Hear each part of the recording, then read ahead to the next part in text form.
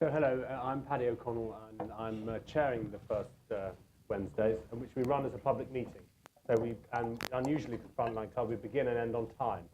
And but you are very much encouraged, and in fact, more than encouraged. Please be part of the evening. It will be opened up very early on. It's not a lecture, it's not a talk, it's a public meeting. And it means that we, all of us in the room, are the biggest anoraks in London, because we are speculating hours before some kind of result. So you all are pretty sad, which is great to be in a room of so many sad people. The panel is absolutely living and breathing the topic tonight, which is this a change election? What change if only a few women, token women here and there, hardly any black people, and a lot of white men who went to the same school? You know, that will become one of the topics tonight. So if that interests you, you're in the right place. I'm going to ask the panel if you'd kindly introduce yourself and give us a situation report, what kind of change, and how to measure it. Just a few minutes each to begin, and then we'll open it up a bit. Starting with Vernon Bogdanor, please introduce yourself. Right, my name's Vernon Bogdanor, and I'm Professor of Government in Oxford. And I don't want to use the word change, really. I think it's a very strange election because all of us in this room, I suspect, find it very fascinating and exciting. The most fascinating and exciting election that we've known. The public, I think, don't find it fascinating and exciting. And the likelihood is that the supporters of all the parties will be disappointed. Before the election started, the polls were roughly 40, 30, 20. They're now about 35, 28, perhaps 28, perhaps lower for the Liberal Democrats.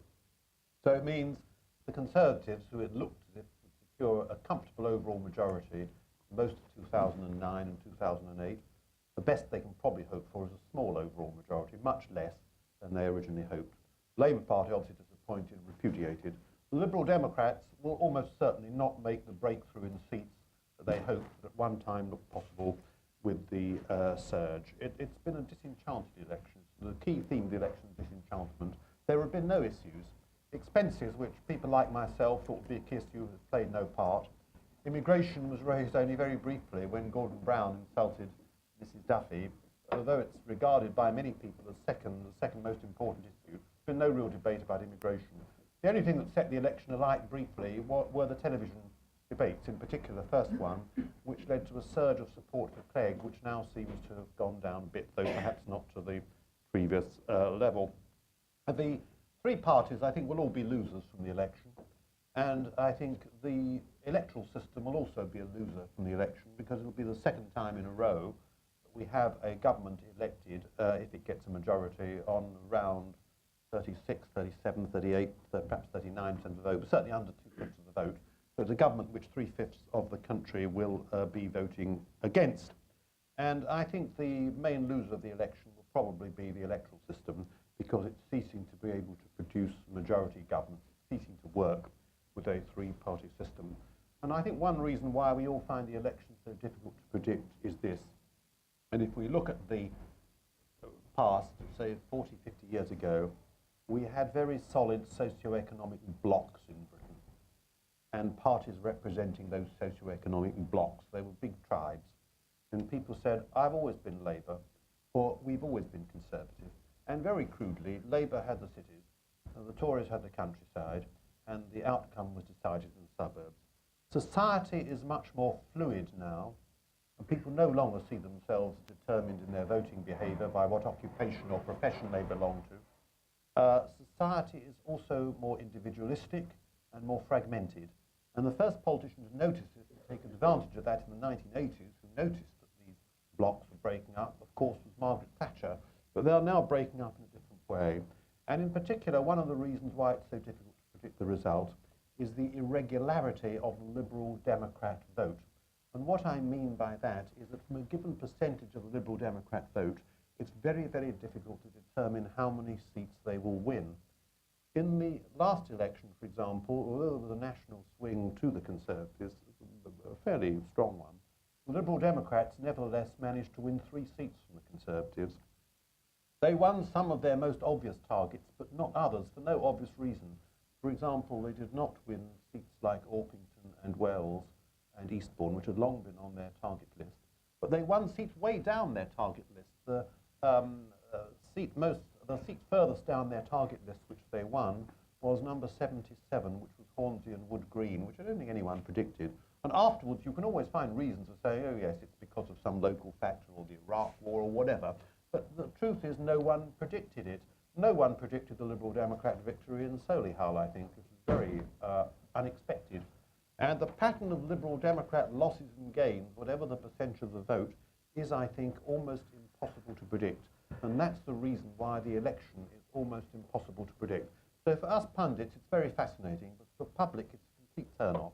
And I think democracy doesn't actually come very well out of it. And you're up, I think, now until Friday. Is that right? Yeah, I would say. Ivor. Well, I virtually agree with everything. Sorry, would you mind? Oh, I beg your pardon. My name's Ivor Gaber, and I was been a political reporter and journalist and program editor for every election between 1979, and this is the first election I've not been involved in making the election night program or doing election reports, but I am being first time I've been an election expert on Al Jazeera English and BBC Bush House, so I'm being kept well away from a British audience and I'm broadcasting to the world. However, that's because I have two academic posts, actually, half and half. I'm a professor of political campaigning at City University London. One of my esteemed colleagues, James Anslow, is at the back. And I have another half-time post at the University of Bedfordshire, which actually is in the constituency of Luton South. So it's a constituency which featured very much in the expenses row, and I know a little bit about. Let me just say, completely by the by, some of us did predict Hornsey and Wood Green, Vernon, because we're lucky or unlucky enough to live in the constituency. And what was interesting about that was it was going on beneath the surface, but it was actually nothing to do with the media. There was very much a sense, and I'm going to talk about this. Is this a change election? Yes, because this is exactly, I was segueing my way into it, about the change that was happening on the ground, because I do think this is a change election. And I think it's a change election in a number of ways. I think Vernon was suggested, the first debate, and that's what happened. I think it's tremendously important, the leaders' debates, for two reasons. Firstly, because, as we all know, it created the Liberal Democrat surge. Now, whatever happens to the Liberal Democrat vote tomorrow, there has never been in modern political history, and perhaps in ancient political history, a party that has gained 10, 11% in the polls during the campaign, let alone overnight. That was cephalological history. And that is a significant and substantial change, and the Liberal Democrats are clearly going to poll much higher than they did last time, although, as Vernon said, it's very difficult to actually predict what that will mean in seats. So firstly, we've had the leaders' debates, and it's inevitable now we will always have leaders' debates. But secondly, those leaders' debates, for me, indicated what I think is the most interesting and exciting aspect of modern-day politics. For the last 10 years, the people like myself and Vernon have been bewailing the fact that political disengagement was gathering pace, that people weren't interested, and Vernon's reflected that in his remarks. I think we're seeing a sea change, and I think the catalyst was the MP's expenses scandal, and it's turned out in unusual ways, because for me, the big change is simply this. Many people predicted that the MP's expenses scandal would lead to a mass disaffection from politics, and that initially looked like it. But some research I saw, which I did show to my students, from the British Election Study, which is the biggest single polling operation currently taking place, whose results are not published in the press, a massive 97% of people had heard of the MP's expenses scandal. Now, you might be saying, well, what about those other 3%? Where have they been? But if on any other issue you poll people, you wouldn't find another issue that 97% of the country are aware of. And the figures on the MP's expenses scandal makes me very angry, was 87%, I think 85, 87%. So we had this massive result, and we thought this would result in either a huge turn-off in politics or a worrying growth in votes for extremist parties, BNP, UKIP, or whatever, and I do distinguish between the two. What I think we saw at the time of the leaders' debates, and I can see Paddy looking a little anxious in his body language. You're about to come. Yes, I mean, please bring your opening remarks to an end. That's where I was heading. Yes. What we saw in the leaders' debates is that the recognition that there was somewhere to go, whether they're right or not, that there was a place to place your anti-politics vote, and that was with the Liberal Democrats. Now, whether they're right or wrong is another issue. It seemed to me that public opinion was reasserting itself over and against, if you like, the two big parties, over and against the media, to take a very big autonomous step. And I think we've seen through the campaign the reawakening, the reinvigoration of public opinion, and we can discuss what that means. And that's why tomorrow's vote will be so interesting, because as Vernon says, it's going to be very unpredictable, whatever the polls say. But I take great hope from what we've been seeing, and I think this is a change election. And I'm sorry to interrupt, it wasn't to make you be brief. You also, it's the fact that we want the people to be involved. You missed off the fact that you've been a consultant to the EU, the Council of Europe, and UNESCO. It's not to cut you short, it's to keep the momentum going that I was asking you to bring your remarks just to halt there, but everyone will want to react. Now, Kat Banyard, here we are. You've heard a lot about change, change, change, change. Your turn. Please introduce yourself and keep your remarks brief. Right. My name's Kat Banyard. I'm from UK Feminista, which is a new organisation to raise awareness about ongoing inequalities between women and men and to get more people engaged in campaigns to do something about it. I'm also author of a recent book called The Equality Illusion, The Truth About Women and Men Today, published by Faber. Basically does what it says on the tin. We're told we live in a post-feminist world, but scratch the surface and you find that we're very far from that place. And there's no greater illustration than the power vacuum that we see in Parliament when it comes to women's representation. In terms of the World League table, we're actually 73rd in terms of women's representation. In 1997, the number of women in Parliament doubled, and today there's only 6 more women MPs than there were in 1997. So that change came to a rather quick halt and is now stagnated. During the election campaign itself, I mean, many of you will have seen the sort of various sidelines and discussions about the fact that women politicians have been marked by their absence on the campaign trail. While we have seen women, but they've generally been married to the male politicians who've been there on the screen. And so this just reinforces sort of stereotypical and outdated attitudes about whose role it is to make decisions in this country, who holds the power. And when women voters have been addressed, it's been in a lot of cases around their role as primary carers. And the reality is that women still do the bulk of caring in the UK.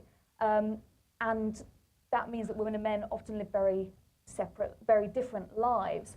But if women only get addressed during the general election, if they're not seen to be the ones making the decisions and are only addressed in relation to child tax credits and the like, then we see these stereotypes about whose role it is to do the caring reinforced, and the absence of women in positions of power just continues.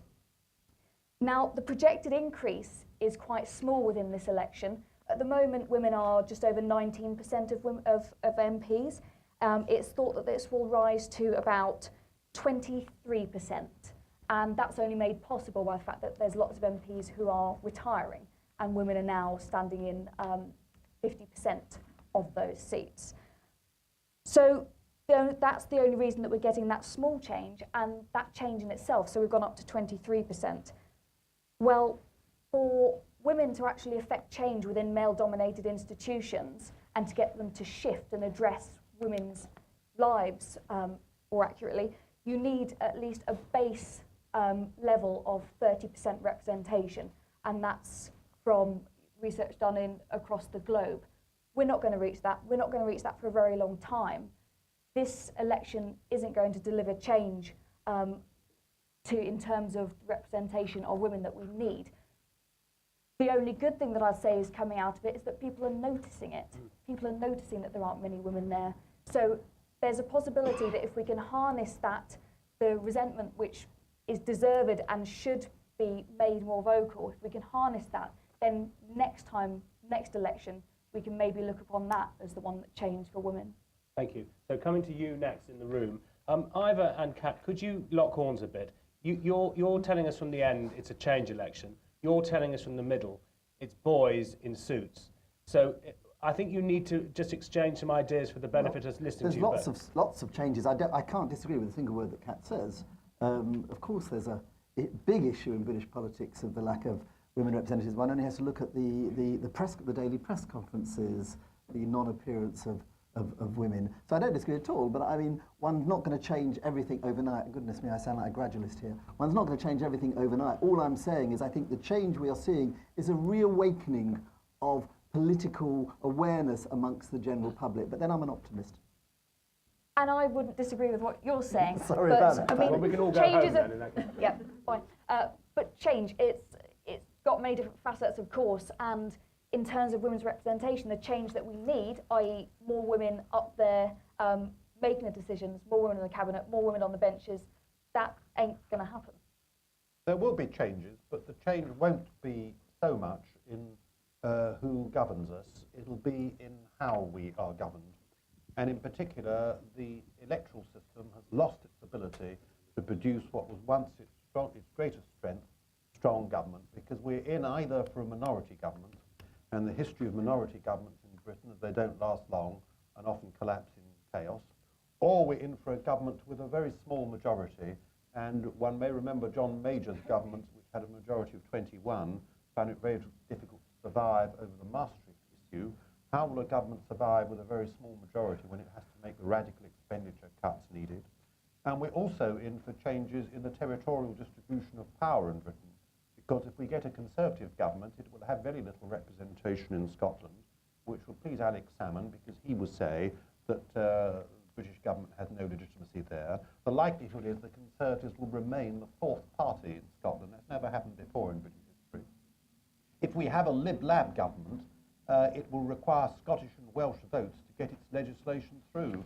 In other words, it will raise the West Lothian question with a vengeance. So this election is going to decide whether we change our electoral system and whether the country can hold together. They're important issues, but they've not been raised much in the general election. Mark Wadsworth. I'm disappointed that the Operation Black Vote speaker doesn't seem to have turned up. Not yet. Not yet. Not yet. Optimism. They make black time, that's right. I wrote a letter for The Guardian where I talked about this election being a very white election, looking at the leaders' debate, the audience. I think the BBC audience was a bit more reflective, but the other two weren't much cop. We've got 14 African, Caribbean and Asian, or did have before the election was called. To properly represent the population, it should be around 60. Is that candidates? You're talking about MPs. MPs. And how MPs many last candidates time this time? Do you know how many? Candidates, You may not know. Labour Party fielding, I think, sort of around sort of mid-40s. Tories pretty similar, but actually doing better in terms of winnable seats. They are expecting to have about sort of 6 more to the 2 that they've got at the moment. But I heard what was said about women's representation. As a founder member of the Labour Party black sections going back to 1983, we worked very closely with Labour Women's Action Committee to get all women's shortlists through, when our sisters would have been quite content to just have one woman where a woman's been nominated. We said, no, go the whole hog. Let's have all women's shortlists. Let's have all black shortlists. But my point is to the panel that we can talk as people on the margins about greater representation for the underrepresented, but if they turn out to be pretty useless, as Blair's babes were on issues that affected single mums, I remember that vote, and black MPs have been on terror and issues of civil liberties, what's the point of having these black people or women in high places? So, and just before is it just about tokenism, or is it about the type of political representative that you get? And before we get your reaction to what you're saying from the panel, does it feel to you like a change election? No. Right, so let's work down this way now. Well, I fear, I hate to sound the voice of gloom, this election won't do much for race relations either, because I think the BNP will get a higher vote than it has in the past. And I don't know whether Ivor agrees, but I suspect some of the people who are going to vote for the BNP are not selling the posters that they're going to vote for the BNP. But sadly, if you go to Barking and you ask people how they're going to vote, they say Labour or BNP. They think they're interchangeable. It's worth remembering Barking is a far more white borough than the average Greater London borough. It's 80% white, much higher than about 10% higher, I think, than the average London borough. I have to say, I think the BBC is greatly to blame for this, because it gave the BNP legitimacy before it was clear whether it was a legally constituted party in the proper sense. In other words, it hadn't, at the time it appeared on Question Time, it did not take accept non-white members. And I think if my Oxford College did not take non-white members, I wouldn't be invited, the college wouldn't be invited on University Challenge by the BBC. I think it was a gross error which legitimised a party and made it appear like other parties, when in fact it isn't like other political parties. And I think the BNP may also gain from the expenses issue. And can I just make a point about immigration? The vast majority of people who talk about immigration it is a serious issue of substance, but there is no doubt about it. A small number of people who talk about immigration, what they mean is non-white people. And I fear that this election will not do much good for race relations either. And I'm sorry to sound so gloomy. Perhaps you wish you hadn't invited me, but those are my thoughts. And we're coming to everyone else. Just to answer, can you tell me your first name again? Mark Wadsworth. Mark's point about candidates. I saw research that did say the Conservatives, to the surprise of their foes, have got a very much more diverse candidate list than might have been expected if you think it's a bunch of old white boys. Now, Cameron has done a lot on that front and is to be greatly commended, but he's very liberal-minded, and he knows, I suspect, that he could see off the BNP if he made the sort of speech that Margaret Thatcher made in 1978, saying that we were being swamped by people from another culture, but he's far too liberal-minded and decent ever to do it. Does underrepresentation matter? Yes, it does. As across the globe, as women's representation, just talking in terms of women's, as that goes up. No, can you talk about the racial question raised just for the moment? So do we need black-only shortlists and women-only shortlists, both of them? I only know about sort of the effects of women-only shortlists, and what has been shown is that they are the only mechanism that works. If you look across the globe, all of those countries which have over 25% female representation, nearly all of them have used some form of positive action. So this isn't something that irons itself out. These issues are too entrenched and too complex. You kind of need a sledgehammer to get through this glass ceiling, as it were. And it's credit to the Labour Party that they pushed those through, and the other parties, unsurprisingly, the number of women pales into comparison, and it will continue to do so until they adopt those measures. Okay, well, we will talk about women, but how would you choose between black men and white women? How would that happen? Obama and Clinton. How would that happen? Should there be a choice? Should there be someone sitting with making that decision in parties? I think within parties you need to look across the board and see, and because you can't, all of these issues are so interlinked, you've got to be making sure that you're addressing all of the different groups. So whether or not that it's all centralised, I don't know. It's got to be about what works. But just coming to you, should there be a meeting at which that's decided, black man versus white woman, on a point system in this constituency, someone goes forward and someone gets held back, do you think? Could that ever, I'm not sure if that scenario could ever... So that couldn't happen? If you have a system of proportional representation, most systems of proportional representation lead to much better representation of women and ethnic minorities, and certainly in areas where there's a concentration of ethnic minorities, there would be ethnic minority MPs. Well, I think the situation is a little more complex than this discussion suggests. Firstly, let me be positive. I'm the glass half full man as Tavern's half empty. I think what this election has done, and addressing my old friend Mark's remarks, is it has actually separated immigration from race. Because the big issue of the Mrs. Duffys of this world are the Eastern Europeans, that when people talk about the problem of immigration nowadays, they often usually talking about the issue of Poles, Lithuanians, etc. And I think that's very positive, that we've made that separation. That's not to suggest it's not a problem, and not to suggest there's no problems, no issues about racial tension and so forth, but we have begun to see a separation of those two issues. However, to come back to the issue of, I think all black shortlists are very, very problematic, and it's a very simple reason why.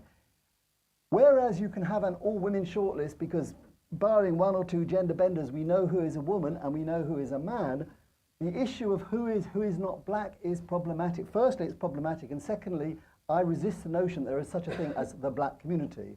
There is, and I speak with some personal knowledge of it, the middle-class Hindu Indian does not necessarily feel he or she has a great deal in common with a working-class Afro-Caribbean. So the notion of the black community is problematic to start with.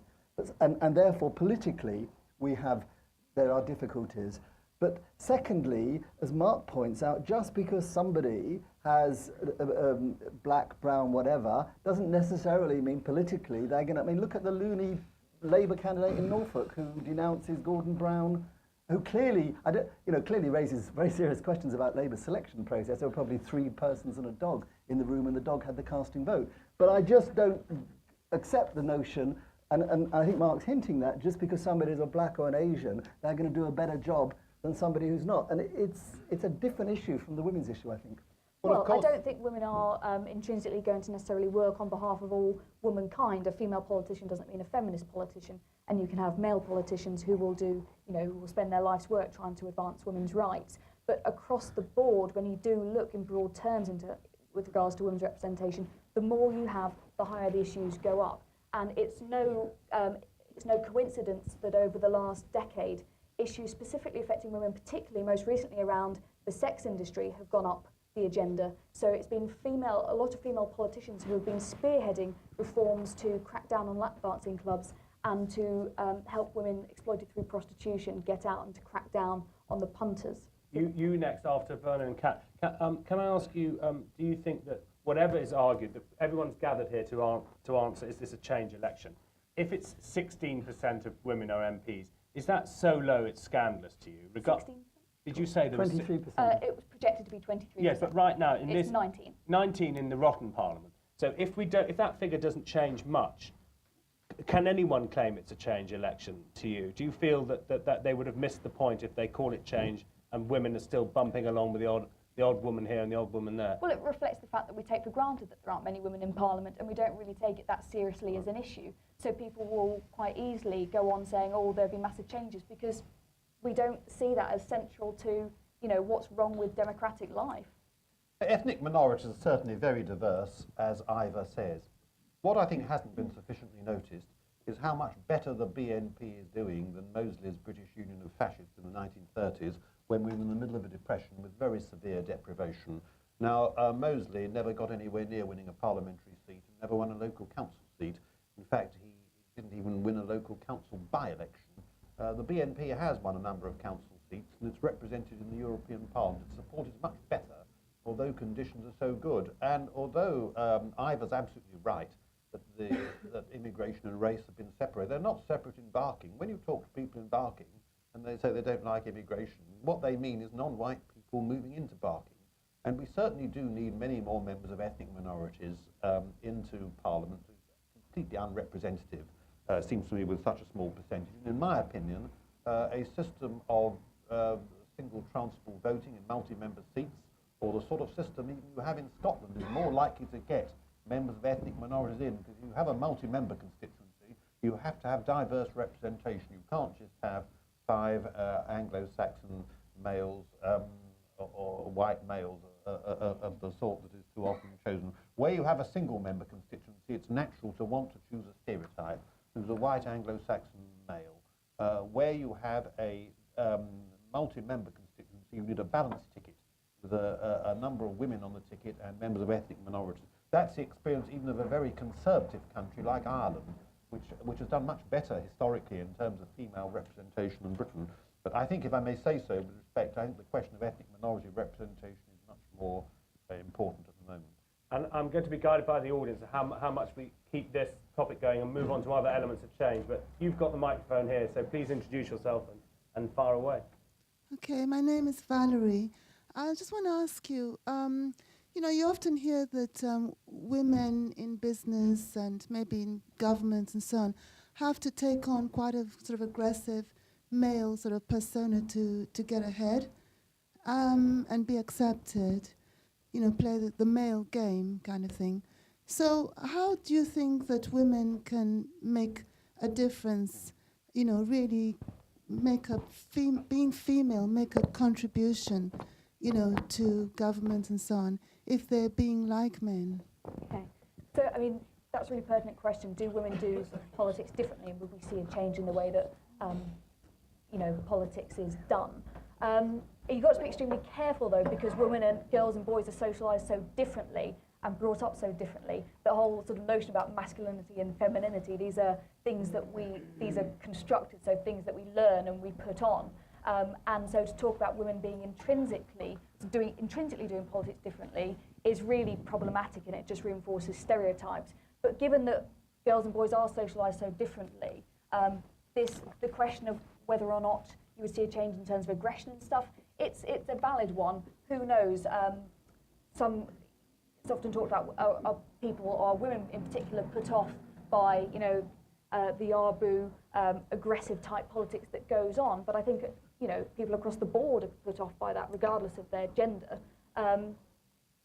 I think what we need to make clear is that you don't have to act aggressively to get in there. And so, yeah, it's really complex. I think if we're not going to sort of get rid of femininity and masculinity overnight, we're not going to get rid of gender stereotypes. So we do need to make it a place whereby people who do feel sort of alienated by that kind of aggressive approach don't feel so isolated by it. Have you still got the microphone?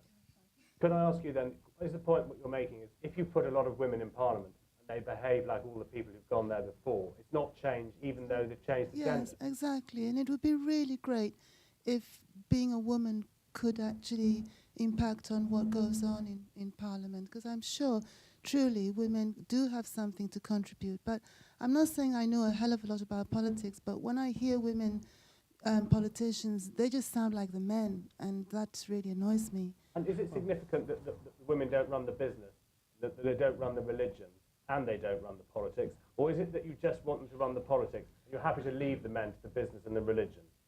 Well, it's probably really unbelievably politically incorrect to say, but I do feel that women are very different to men. And I'm not even sure that women are really... I think men have a different kind of a brain. Anyway, it's too complicated. Look, we could get into a very long cultural and anthropological argument here, but I'm not sure it's relevant. If there were hardly any Scots in Parliament, people would say that Parliament wasn't very representative. If there was no one from London in Parliament, people would say it wasn't very representative. That's why there should be many more women in Parliament and many more members of ethnic minorities. Whether they would or would not make a change to the way things are done is highly speculative, but it seems to me frankly irrelevant that Parliament ought to be representative of what the country is like. And in these two crucial ways, in the case of women, and I think in the case of ethnic minorities, it clearly isn't representative of the country. But bear with... Yes, go on. Just one little thing about the debate. It's that if you live in a 24/7 world where everything the country is run, and administrations, companies, everything is run as if people don't have families. Who's going to look after the families? Who's going to look after the children? Unless you're going to make some arrangements and put in systems and so on that help people to be able to leave their children and then go and pursue running the country, it's not going to happen. Women tend to, because they carry the children, and therefore it's very difficult to just leave your child and abandon your child, even if you have no pair or whatever. Who's going to look after the children? That's absolutely right. So Parliament is the most high-profile workplace in the country. Exactly, but the 24/7 way of doing things has to change. Things have to slow down to give people the time to be able to do things. And just to interrupt you, that's not on the manifesto. No one is saying slow down. They're all telling us to work harder, work longer.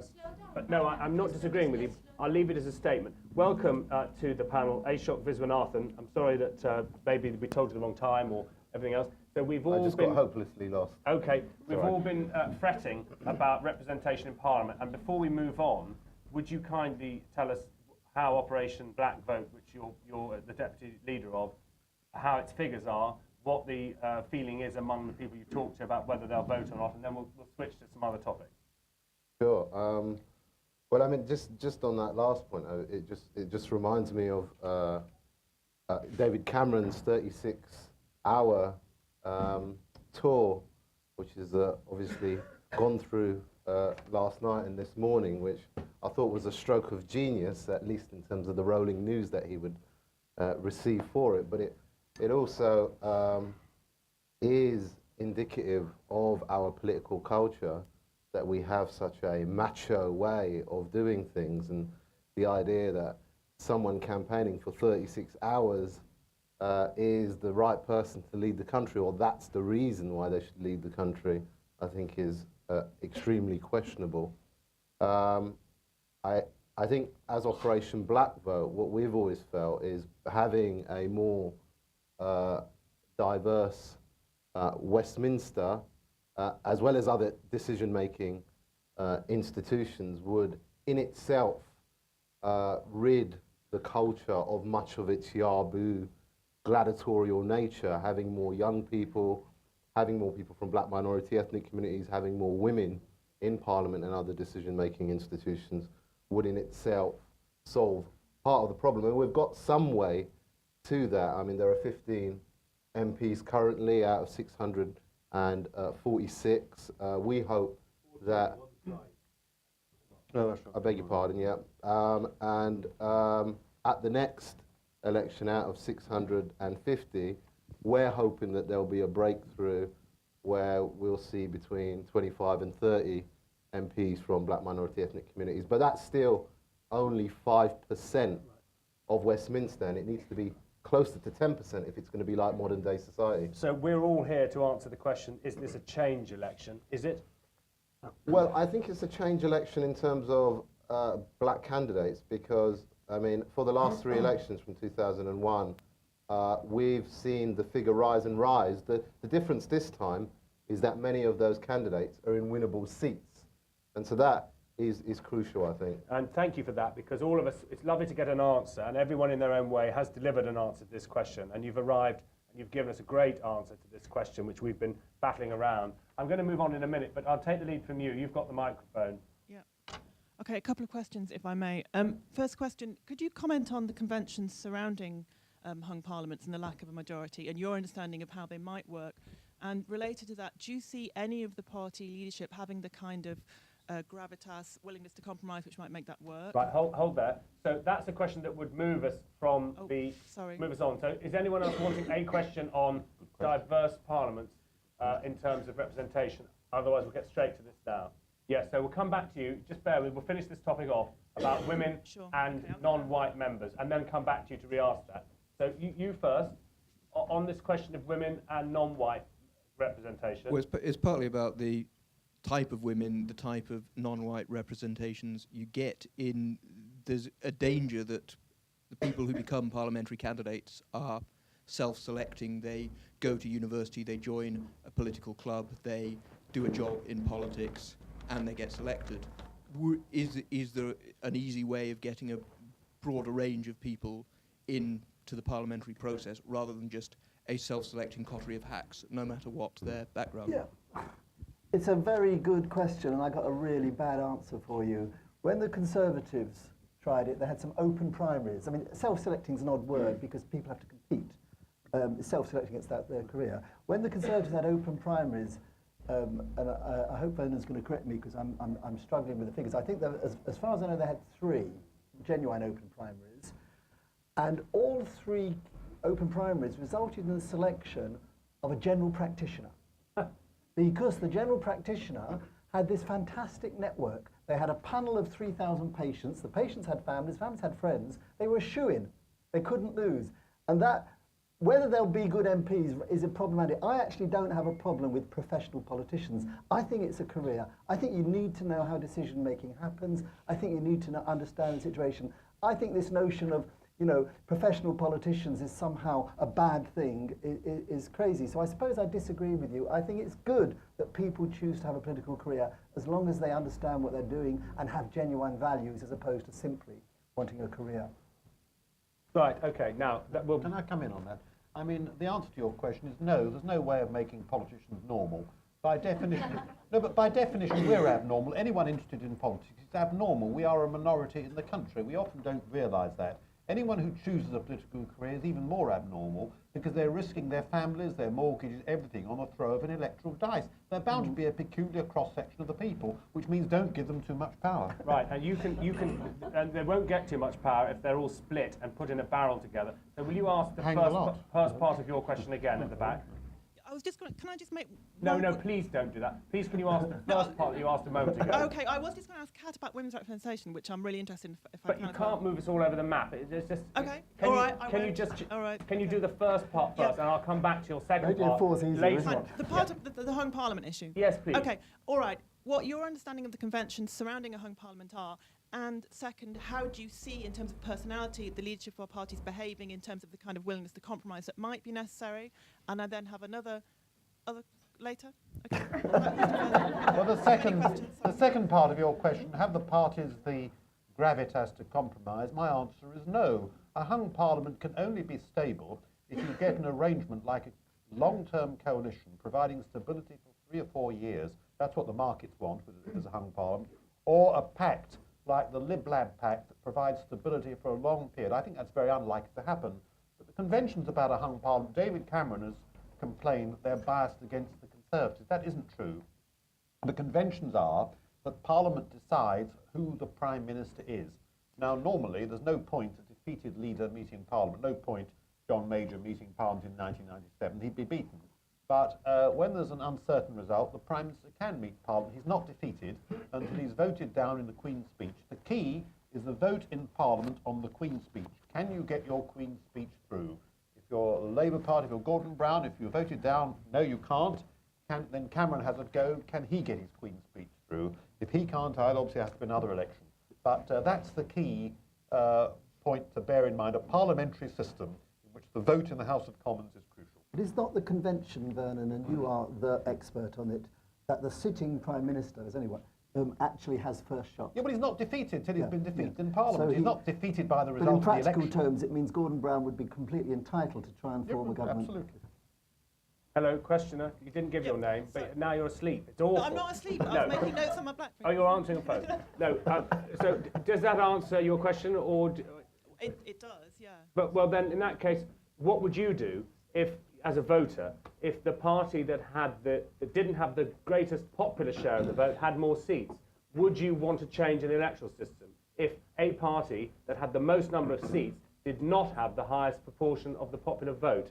Would you be happy as a British voter? We've got a good system, or would you ask for a change? Because we're all in here asking if it's a change election. And would that make you seek change if the system was bankrupt, bust, and rubbish?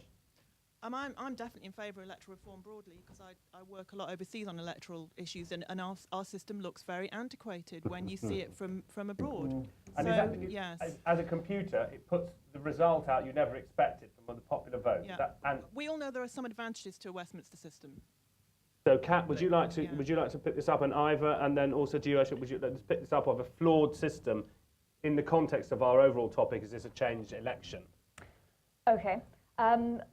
With regards to electoral reform, that's, if you look at, so I'm talking in terms of how it relates to women's representation, if you look across the world, nearly all the countries which have established sort of relatively good representation of women, so 30% and over, have some form of proportional representation. But it's not necessarily cause and effect. Those countries also have taken positive action. But clearly it's a factor, and if you were sort of to write a list of 3 things that would help improve the representation of women, you would include electoral reform, because it's that stage, the culling stage, when it's at constituency party candidate selection, where at the moment, there's research which looks at if you have sort of a man versus a woman and they're kind of generally judged to be equal, it will be the man who is opted for because he is seen as the safe one. So proportional representation would do something about that. Well, I think it's now very screamingly obvious that when you look at the current situation where Labour could come 3rd in the popular vote and have a majority of seats, not a majority of seats, the biggest number of seats, that it's obvious we need electoral reform. And I think the momentum for that, I was going to say, will be unstoppable. If Cameron gets an absolute majority, it will be stoppable. He will stop it. But in any other situation, I think the momentum is building. Don't forget, Labour had a deathbed conversion and has committed itself to a referendum on a sort of move towards proportional representation. I think, and I think, sorry, what was your name? Lara. Lara's point is absolutely right. When you look at the UK system from outside, it looks completely bonkers. I remember I did an interview with a foreign journalist who couldn't get her head around the fact that David Cameron needed roughly to be 10% ahead to get a majority of one. She kept saying, my English is not very good, I don't understand. And I said, your English is perfect, it's just a batty system. So I think the momentum is unstoppable. The only point I would make is I'm not sure, genuinely not sure, what that would do. I'm very seduced by Vernon's notion that if we have proportional representation and you have to choose 3 or 4 candidates, you will get better representation of ethnic minorities and women. I'd like to think that's true, but I'm not yet convinced. Since I favour electoral reform, I rather hope the result of the election would be that the party which was third in votes got the most seats, and the party which was first in votes got the third largest number of seats. But our system's a democratic system's meant to provide government by a majority and representation for all significant minorities. And our system no longer does that. It gives you government by 36% of the vote, with large minorities being wholly unrepresented. So, H.O., do you back the flow of the meeting, which is that there will be change at this election, albeit not masculine, feminine, not maybe black, non-white, but there'll be a change to the electoral system by which there will be a change to the black, non-white and the masculine, feminine, so that therefore the answer that's brought us all into this room is massive change lies ahead if the public go bonkers at the result, and that we do see a change to the actual constitution. Yeah, I mean, I think that's absolutely true. I mean, it shouldn't matter if one party gets the popular vote and the most amount of seats. It should be a matter of principle that we have PR. I mean, I started off in politics as a student working for an organisation called Charter 88, and they were big advocates of PR, and PR should be introduced because it's the right thing to do, and yeah, it really shouldn't matter if it's the popular vote and the most number of seats. We still need to see a system where every vote counts, and we don't have that. And in the organisation that you work for, Operation Black Vote, do you think you've got evidence that a system that promised a more diverse Westminster would encourage more voting? Yes, although there's a lot of reservations with PR in that we've had to persuade people when we've gone out canvassing, because although every vote counts, and we've seen that delivering for parties like the Green Party, for example, in London and Europe, there's great fears about what that would mean in terms of the far right. We know from the one BNP Assembly member, the 2 European parliamentary members, that PR also works for far right and extremist groups. So I think the case has to be made. Many people that we encounter have still very great reservations about PR. Just on this question about the political elite, the fact that one of the questioners said that we'll still end up with the same in terms of a political elite, whether that's Oxbridge, Ivy League, Russell Group universities, or whether it's occupations like doctors, barristers.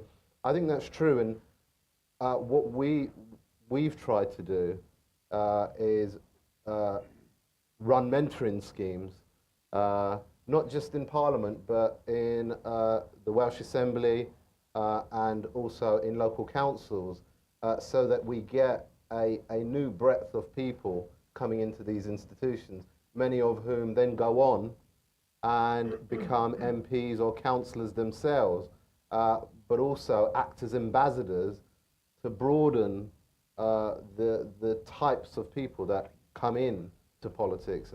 And that can happen, but that will take time. Yeah. And it hasn't happened now, because the election's tomorrow, and you've gone from 19 to 23% of non-white candidates. So that hasn't happened, has it? That hasn't happened, right. but what has happened is, almost with a certainty, we will have the first black female Conservative MP in Maidstone and the Weald, who was on our mentoring scheme in 2005. Again, there's another candidate, probably it will be the first Bangladeshi MP in Bethnal Green and Bow. It could be the first Bangladeshi female MP. Rushnara Ali was, again, a participant on our mentoring scheme. So there have been some movements.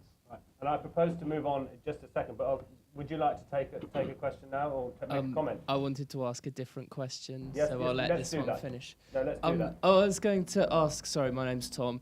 about the media, and particularly whether the power of the media over politics has kind of been broken by this election, whether the somewhat won it is not what we're going to see on Friday morning. I'm glad you asked that question.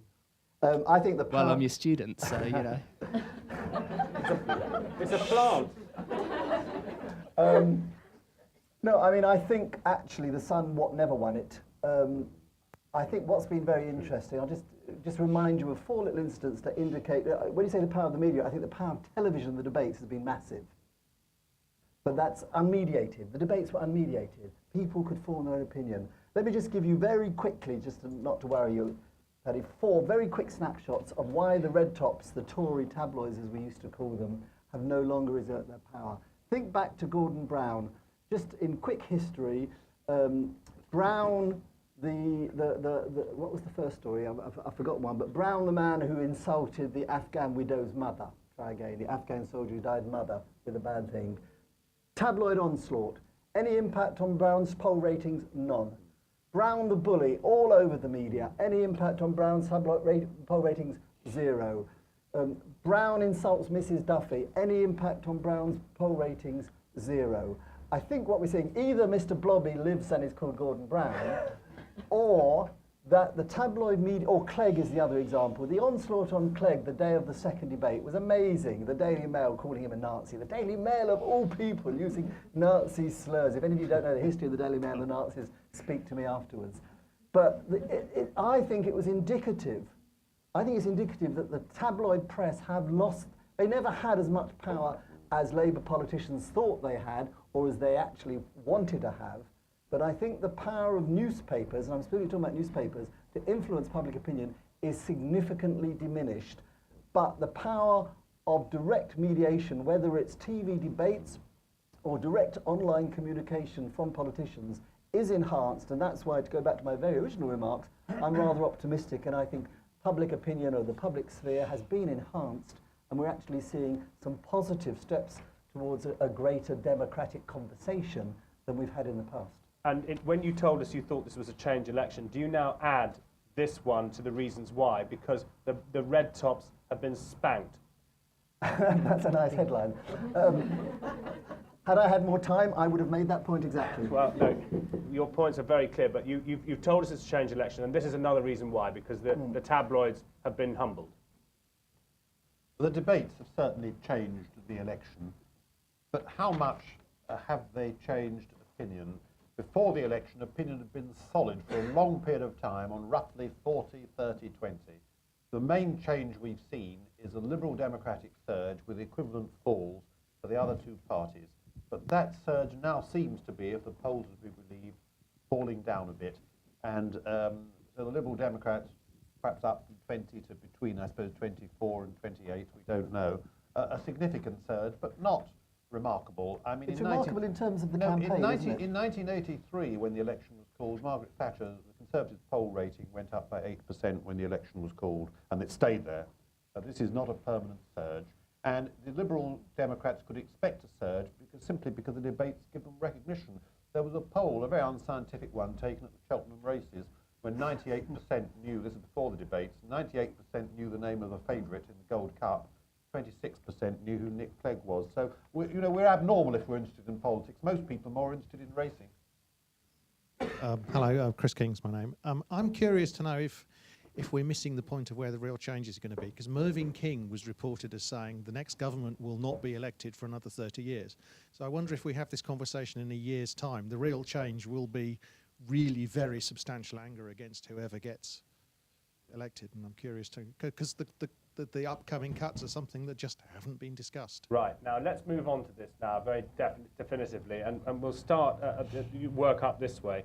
If the cuts that are coming demand strong leadership, and if we're getting a hung parliament, which is sort of the mood of the meeting, or else a distorted popular vote, what kind of society do we inherit next week where awful blood's going to be on the carpet, but the people running it have only been voted in by a third of us?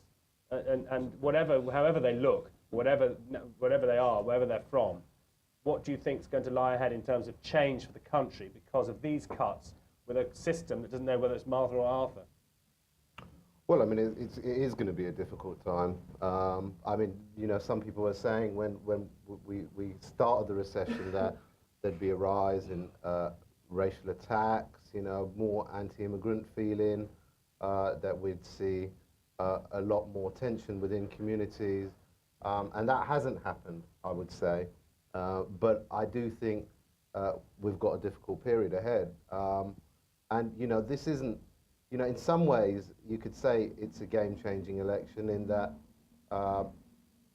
you know, we could see after 13 years a new government, or we could see a coalition government. But I think, I actually think when I've gone around and spoken to people, that 2005 was actually quite a significant election for Labour, going into a lot of Muslim communities. I think 2005 was a significant election, and I think the election after this will be more significant. I don't really see much immediately coming out of this election, but I think it will sow the seeds in another 5 years. Well, why was 2005 so significant? Well, because I think that there were a lot of seats that Labour could have lost, but clung on to, and it was a third successive victory for Blair, and it did sort of set down a marker that here was a Labour Party that was here to stay, and I think there were some doubts about that, especially after the Iraq and Afghanistan wars. Well, let me just keep it on the economics. To you, Ivor Gaber, the question is sort of along the lines of awful decisions with awful result from the public vote. Well, I can very confidently tell you I don't know. I think it's a really difficult issue. I mean, one looks at the pictures coming out of Athens today and hopes that does not portend reaction to future UK government cuts. The only thing I can say, and I do think the scenario you raise of an unstable government having to implement massive cuts is a very frightening one. But of course, the last time that happened, we ended up in the 1930s with a national government led by Ramsay MacDonald, and the historians amongst you will remember how that ended. There could be a national government, I guess. It's not something that's been discussed much. How did it end? Because I'm not a historian. So in almost the death of the Labour Party, and a split, almost the death, virtually killed off the Liberals. And were it not for the Second World War, we might have still been having continuous Conservative governments. But let me get back to the question in hand. So we could have a national government. I will only make two comments. One is this country has an amazing ability to sort of muddle through, to find ways of circumventing major confrontation. I mean, don't forget, it wasn't, you know, the last time we had a revolution here was 1688, and that was pretty bloodless. You know, 1649 was a little bit more bloody. But we do seem to muddle through. But having said that, we're in such uncertain times that I come back to my original statement. I have no idea. Okay, Kat, sorry. I hope, in a way, that there will be uproar when the spending cuts come in from women, because the reality is that they will affect women differently. Women are 2/3 of public servants, and all of these things, the spending cuts are going to hit women harder because they use public services more. I would hope then that you'd hear their voices louder, but I expect there's not much awareness. Well, there's not much, personal as political type awareness, so possibly not. Vernon, to you? The markets are hoping and expecting to see a plan from the new government as how the deficit should be reduced. The parties have all told us what they're going to protect. They haven't told us what they're going to cut. And of course, the more they protect, more has to be cut elsewhere. In my view, these cuts require a government with great authority, and John Major found a government of 21 did not give you sufficient authority. It's unlikely that any party will be returned with a majority over 21, and therefore, in my opinion, the best government for Britain now would be some sort of coalition, even a national government, which had sufficient majority and authority to govern for 3 or 4 years on an austerity programme, and then go back to the electorate and ask the electorate to judge it on how it's done. But I think that is a very unlikely result of the election. I think we'll get a weak government, whether with a single-party majority or not, and that government will threaten the unity of the United Kingdom through the cuts that it makes. So are you saying that actually our election system, which has been beaten up in the room, could deliver what they should have done 2 years ago, when all of them said this is awful, I've never known it so bad, it's absolutely and utterly horrendous, it's so bad, it's awful, we have to argue with each other. They should have done a national government before the public told them to do, which the public might now be telling them to do. Well, I think a national government would have been a good solution to the problems, and it brought back confidence in the 1930s. A national government economic recovery was very rapid after it left the gold standard in 1931. And do you agree with our questioner's instinct, which is that there'll be change, but oh my God, there'll be change. It's going to be the worst sort of change after the mess of the decisions they have to take with hardly a mandate to take them. Yes, I think that's absolutely right. Hello. This will take you away from the cuts, though. Away from the economics. Yes. Right. Will your question take us away from economics? Okay, well, we'll move away from economics. Over to you. You change the subject. Thank you very much for doing so. Some people are probably asleep. So do start. Tell us what your name is and where you'd like to go next. Hi, my name is Sana.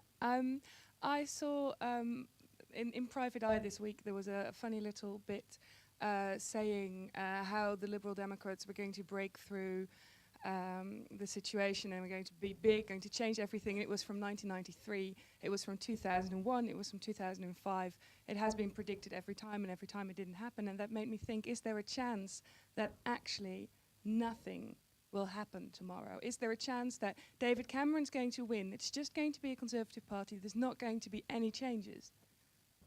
Well, yeah, I mean, I think that's interesting because just, I mean, today's standard has lowered the Lib Dem figure to around 80 seats. And they were talking about... That's based on, that's a London poll. Yeah. And London's not totally typical. Sure. Okay. But they are falling away, that's they are for sure. falling away, yeah. I think they'll win more seats than they did in 2005, but not as many as maybe they'd hoped after the first surge, after the first debate. I mean, it will make a difference, though. I think having a larger third party in Westminster will make a big difference, and it will make a big difference not just in this term, but for the long term. It will make a difference in terms of if we don't get some form of PR in the next Parliament, at least a serious debate on it. I mean, you have to remember that, you know, Blair talked about PR in '97, and, you know, he won the popular vote and the most seats, and there was no PR. And the Charter 88 that you joined, Robin Cook joined, he was a founding member. A lot of the people who went on to run the Labour Party said they wanted it.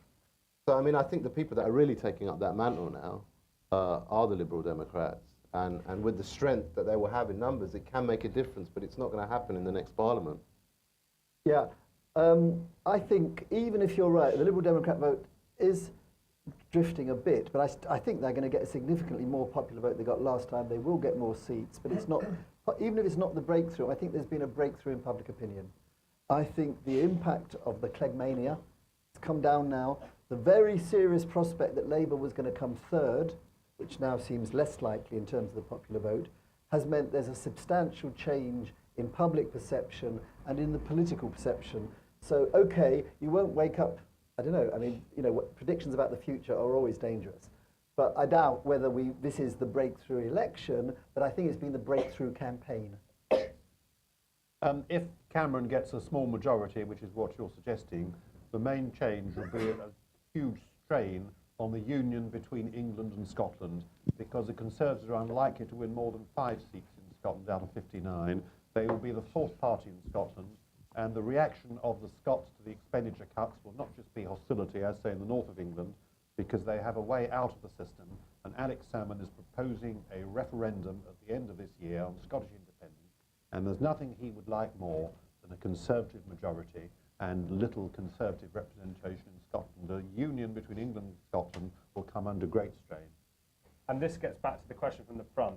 If you've got horrible decisions with someone who's not got any votes in Scotland or has got 2 votes in Aberdeen, then it's really hard to take all the public sector jobs out of Scotland. Absolutely. I was just going to say it's going to be interesting to see how much people opt for the tactical voting approach for Labour voters. That's been advanced by some sort of left organisations such as Compass and a couple of ministers, was it? But there's diversity of opinion within the Labour movement, so it will be, I guess, be interesting to see how that pans out.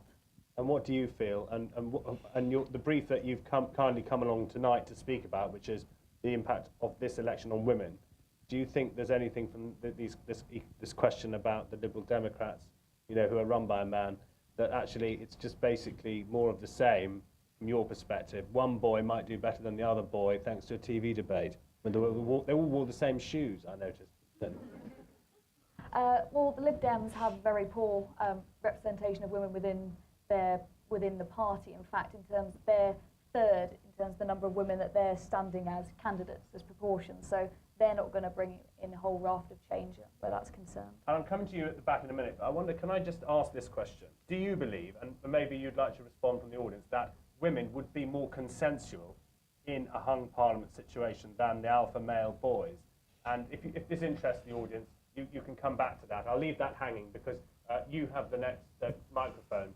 Yeah, so just a random question, really. I'm not involved in any way with politics whatsoever. I'm just a regular guy, and I have absolutely no idea how our political system works at all, and all my mates don't either. Well, welcome to the room. Thank you for coming. And also, I have no idea what PR is, and it sounds like if you wanted to do a bit of change, then that probably might be the way to go. But I think I probably represent a significant number of the people in the significant minority that don't do any voting, because nobody really knows what the hell's going on. Well, Bernard's in love with you because he says you're the heart and soul of the country. But I don't understand what he means. He doesn't understand. I don't understand. I mean, what I mean is, I have no. I know how my car works. I know how the fridge works. I know how this works. I know if I turn a switch on, something happens. So you vote, and it just doesn't seem to have any effect on anything. You've not heard of constituencies, or you've not heard of MPs, or you've not heard of Parliament? Yeah, I've heard of them, but I really don't understand how. Well, I'm not trying to be sort of idiot savant here. I'm telling you the truth. I'm just one of many of friends. I don't think it's surprising at all. I think the general population, there isn't much awareness. No, there is. You just don't know how it works. Polling shows there's a far more, amongst the general public, there's far more. That's not a majority view. So if you ask broad questions about, do you understand, the Hansard Society has done some research. Okay, there might be a lot of disengagement, but there's not that level of ignorance. Cat. I don't think if you asked many people on the street what proportional representation was or first past the post, they would be able to give you a particularly succinct answer. But the gentleman said he didn't understand how the system works, which means but constituencies... That's the system that we're talking about. No, it's MPs and constituencies and Parliament and majorities and Prime Ministers. That's what we're talking about. The election is decided by people who are the least knowledgeable about politics. Our information about floating voters is that they're not all like John Stuart Mill, as it were, looking at the manifestos and comparing them. They are the least knowledgeable about politics. There are more, sadly, women amongst voting voters than there are men, and they do not watch political programs. They are not interested in politics, and they decide on very concrete issues, sometimes at the last minute. But most of the undecided, sadly, are not only don't know, but don't cares and will not vote. But we're not going to do anything about that if we just patronise them or write it off as ignorance. I'm describing it. I'm describing it. And also, can I ask you a question, Vernon, and then we'll go back to our friend who raised this point. Is this election going to be decided in 100 marginal constituencies in which most of us do not live? Well, by definition, it's decided in the marginal constituencies. There's another weakness of our system. In half the constituencies, people are totally disfranchised. You could put a donkey up in many of them and call it Labour, or a donkey and call it Conservative, and that donkey would win. And this is another reason why people, I think, are disenchanted from politics. Their votes have no influence. Can I just give two brief examples? If you look at Macclesfield, since the war, there have been just 2 MPs there, both Tories with very large majorities. If you look at Blackburn, since the war, there have been just 2 MPs there, Barbara Castle and Jack Straw, both with very large majorities. The ordinary voter is utterly disfranchised, and the worst expenses cases came in safe constituencies. And Ivor was cross with our friend who's got the microphone. I apologise. No, please don't. I've stood on your toes. Are you more sympathetic to him? He's now got the microphone. Oh, he's got the microphone back. Be sympathetic while I've got the microphone. It's a public meeting. You're welcome to the microphone. Would you like to go further? Ask a question. You've made your statement that you don't really know what you're talking about. Well, exactly. No, the point being that I think amongst my group of friends, who I'm just a representative of with regard to not actually understanding how the system functions in detail, and how we get to where we are, is that we do actually care. It's just we don't know how to show how we care, and so consequently, you don't get a vote. Yeah. Have you voted ever? Yes, I have, because I do care, but I don't really know where it's going to go. So you know how it works? Well, I know you put a cross on a box for someone who comes around and knocks on the door. To represent. You know you are voting for your Member of Parliament to represent you at the House of Commons. Well, do you know what? I had a discussion this afternoon with someone about this, and we had a lot of stuff came through for what looked like local councillors in North Westminster. And we were going, well, this isn't where's the MP? Well, it's both. Well, we didn't know that. It wasn't explained. I agree, it has had very little publicity. So I was voting for a councillor, not an MP. So, both. you know, well, thank you for telling me, but at the same time, this is the thinking that goes on outside the group of people that work in politics. And also a lot of first-time voters, say no one ever tells them how to do it, how to go into the booth. So to the woman in green, you're welcome to join in a minute as well. You had a question. It's in response to your question about women being more consensual.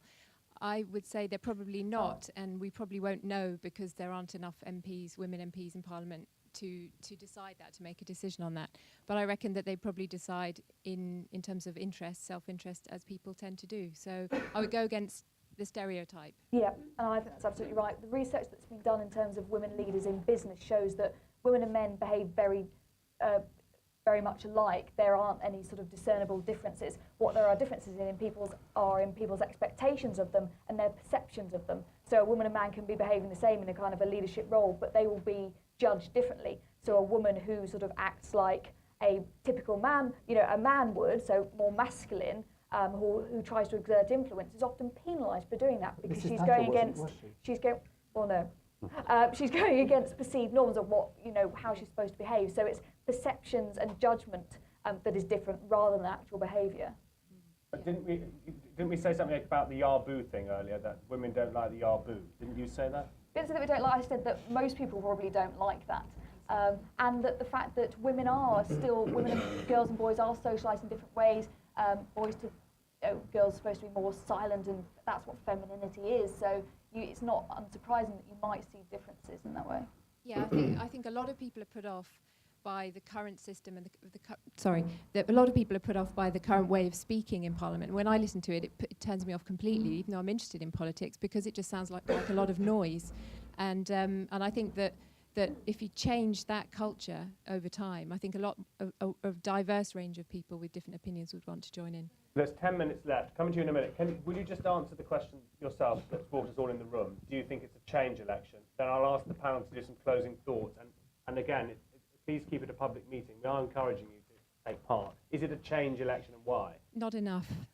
I think, for me personally, I'd like to see many, many more women in politics, a more diverse representation of society. And if you get a whole new voting system, if you get blood on the streets, if you get independent Scotland, if there aren't women there, it's not change for you. Wow. Okay, to you, yes, please. Please remember that to keep it in the, you know. Okay, I think the real question of change is not who or how, but what, and it's about policies. And really, I think the status quo will prevail when it comes to the big policies and the issues of a culture of war, for example. Don't all three parties support war and putting funding into war rather than health and education and the environment? So I haven't heard much about broad sweeping policies and values. Well, let me say I'm not a member of the Liberal Democrat Party and I have no intention of voting Liberal Democrat, but actually on war you're a bit unfair. They oppose the war in Iraq and they're against Trident. So there is actually a difference on that issue that hasn't really come out very strongly. But I think you're absolutely right that we've here been talking about process. And when Eddie's been asked, Paddy's been asking the question about change, we've been talking about representation of ethnic minorities or women, but we haven't talked about changing substantial policies. I agree, that's been absent from this discussion and from the campaign, really. So if we could keep that, thank you for pointing that out, it's true, and I've been as guilty as everyone else. Do you agree with the question of starting here first and going down there, that on the cuts, it's all agreed, it's cuts. On the war, we're going to stay in there. On the health service, we're going to keep spending on the health service. Every new drug that comes out, we're going to buy it. Is it basically true what the questioner says, Vernon, and then down the panel? I suppose it is, because the politicians haven't encouraged debate, because a debate would open up ground they don't want to follow on where cuts should be in particular. And the differences between the parties, not on making cuts, but really on when they should be made. And a lot of the differences are relating to shadow boxing. For example, on Europe, and you may say there, UKIP is the only party proposing a really radical change in Europe, namely we ought to leave the European Union. There's a sense in which there's some logic to UKIP's policy that you can't control immigration if that's what you want to do, while you're in the European Union. So I think that it's been a very muffled debate, even despite the television debates. And really, it's an odd election because there have been hardly any issues that have been discussed. A bit of a flurry about national insurance the first week, a very minor flurry about immigration, but no issues at all because it's not been in the party's interest to open them up. So Ivor's criticism, coming to you in a minute, yeah, Ivor's criticism of our discussion so far is that we've missed the policies as well. It's the politicians who've missed the policies. Right. And to you, Kat, the same question. Do you think there is real change coming for the reasons just discussed? The parties do have very different policies when it comes to women and when it comes to addressing gender inequality. So, for example, if you get a Conservative government, you'll get very different policies with regards to addressing women in the workplace. So, more relaxed kind of approach to closing the pay gap, which is currently 23%.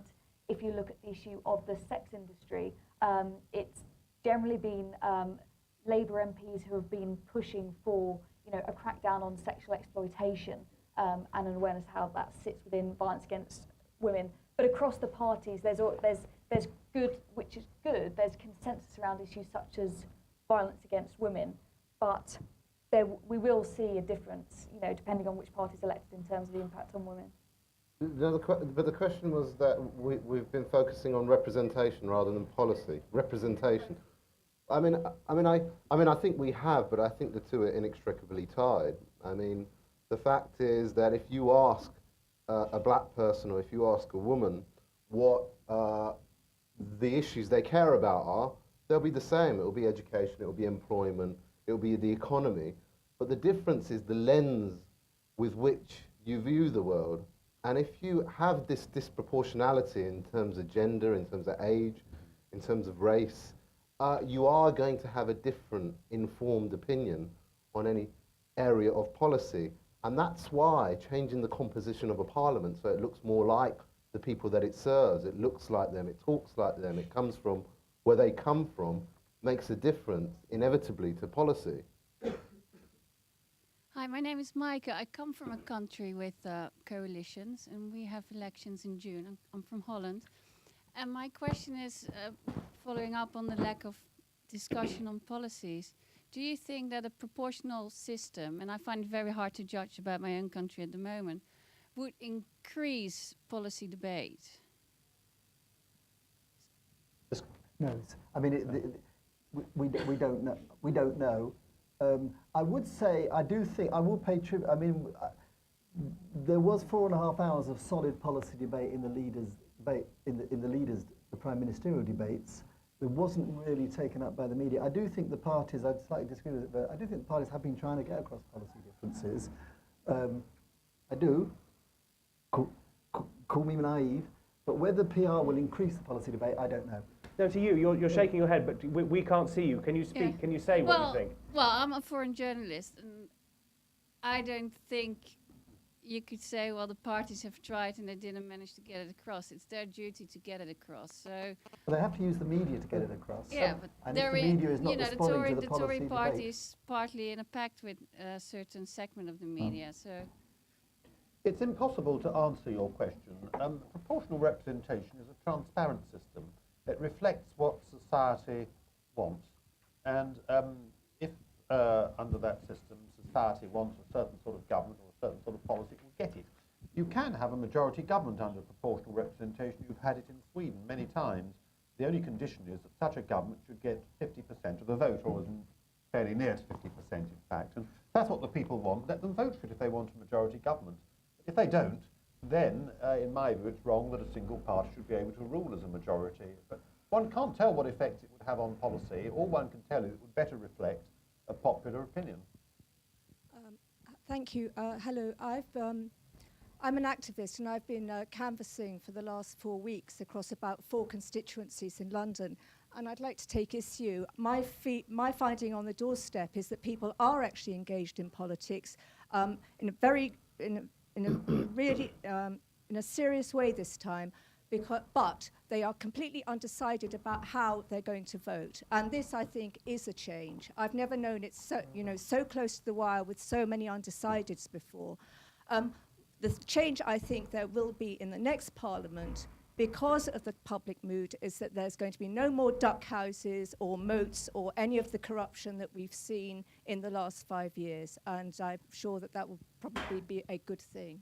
Well, your point does fit in with survey evidence, because survey evidence indicates that people are as much interested in politics as they are 40 years ago, but they are much less committed to the political system and the party system. This is particularly true of young voters who abstained in droves in the last election. They are interested in politics.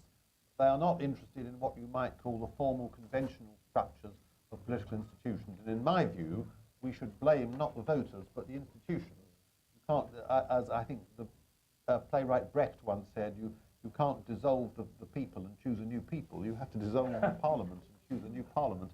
What you say fits in with survey evidence. And we'll come to the panel for your closing thoughts. You and then you, sir, at the back, 2 more contributions from our audience. I mean, it might seem like a naive... You have to hold it close or we can't hear you. It might seem like a naive question, but it seems to me that all these people, the MPs who are wanting us to vote for them, etc., etc., if they care so much for the country, why is it so difficult for them to cooperate and do things which are good for the country, rather than thinking about the power that they wish to have? It's something that I don't understand, because it's the adversarial approach all the time. It's even like the legal system, where it's not a question of finding out the truth.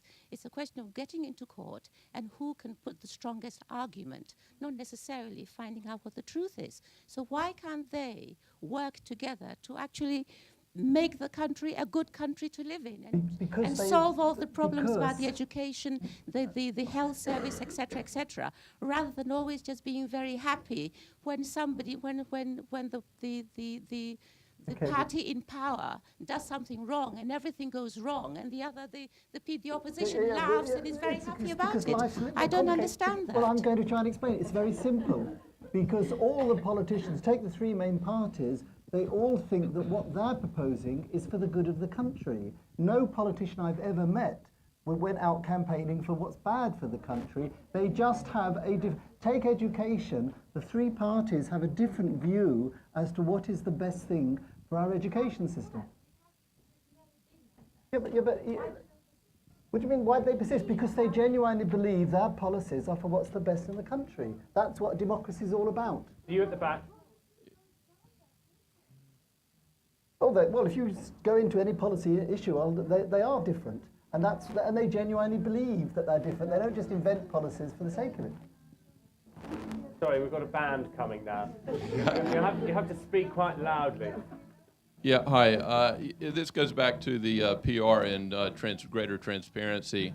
And my question to the panel was, given the MP expense scandal, and also given the basically better transparency with regards to consulting income coming to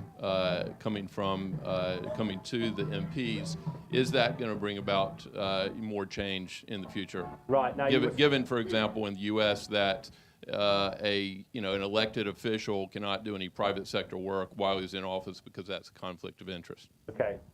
So would you address that in your closing remarks? So we'll end on time. The question was the strict clamping down on MPs having second jobs. But anyway, if you put it all together, everything you've told and everything you've heard, will you return to our topic and wrap up your thoughts for us, starting with you, Ashok? Is this a change election? Well, I mean, as I've said earlier, I mean, I think it's significant. It will kind of sow the seeds, but we really won't see the real change for at least another election or 2, another term or 2. Just going back to the gentleman at the back, though, I think this is really important. I think it's true that, generally speaking, people aren't apathetic. What they are is frustrated by the politics of exclusion. But, when you go into a barber shop or you go into a black church, we had the 3 deputy leaders at a debate last Wednesday, and it was packed of churchgoers. And so, you go to black churches, you go to barbershops, you see politics all the time. People are interested in politics. They're just not interested in the politics of exclusion. Now, in terms of this election, I think the 2 big winners are the Lib Dems and broadcasters. And the big loser, or the big disappointment is new media. I don't think new media has really played its full part in this election. If you just think that it was 40 years ago that the Americans had their first leaders debate, and we're just having them now, and if you look at the sorts of information you're getting from the parties, I've signed up to all the parties and get information which is inferior to what you were getting during the US election campaign. But the one worry I have with the leaders' debates is, and I have this with my friends, most of my friends don't work in politics, they can't remember how they voted in 2005.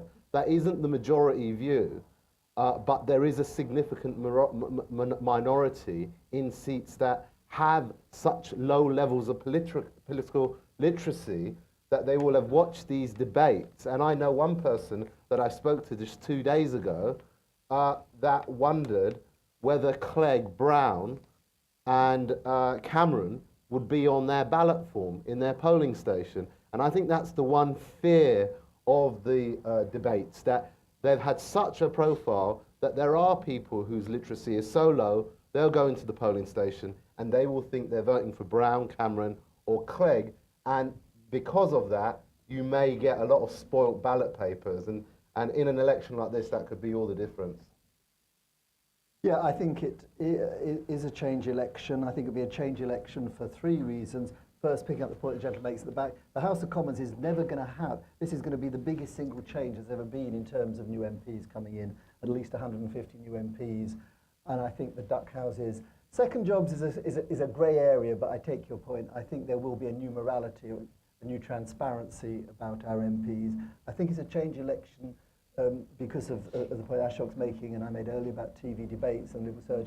But finally, most importantly, I'll come back to the point I made. I do think public opinion, A, is demonstrating that turnout will go up, it is interested in politics, and that it is less likely to be led by either politicians or media. It seems to be making up its own mind, which is why the polls are so fascinating and why tomorrow night and the next day are going to be really interesting, because I think something is happening out there, something is stirring.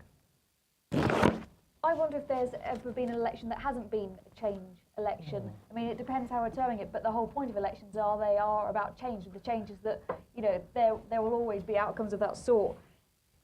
In terms, change doesn't just happen, we make it. So, and even where there isn't change on certain issues, such as representation of ethnic minorities and of women, the very absence of it could in itself bring about change. So I would hope that people would be so outraged by the fact that we have such a massive democratic deficit that they will say, we can't continue to let this happen. I think you'll get change if you have a government which calls a fairly rapid referendum on the voting system.